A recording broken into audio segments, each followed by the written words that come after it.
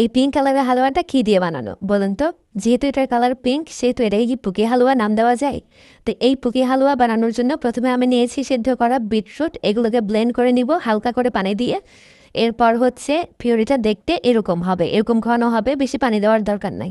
এরপর হচ্ছে একটা ডেকচিতে সুজি নিব হচ্ছে এখানে আমি 1 কাপ পরিমাণের। আপনারা যদি এর সাথে বেশি দিতে চান তাও দিতে পারেন, সমস্যা নাই। এরপর 1 কাপ পরিমাণ সুজিগুলো নিয়ে এখানে ভালো করে একটু ভেজে নিব। তারপর দিব ঘি 3 টেবিল চামচ মতো। এরপর সুজিটাকে ঘিয়ের মধ্যে আরও কিছুক্ষণ ভেজে নিব। সুজি ভেজে নেওয়া হলে এখানে দিতে হবে নারকেল কোড়ানো। নারকেল কোড়ানোর পর দেবো হচ্ছে পোলাও পাতা, তেজপাতা, আর হচ্ছে এলাচ, দারচিনি, আর কিশমিশ।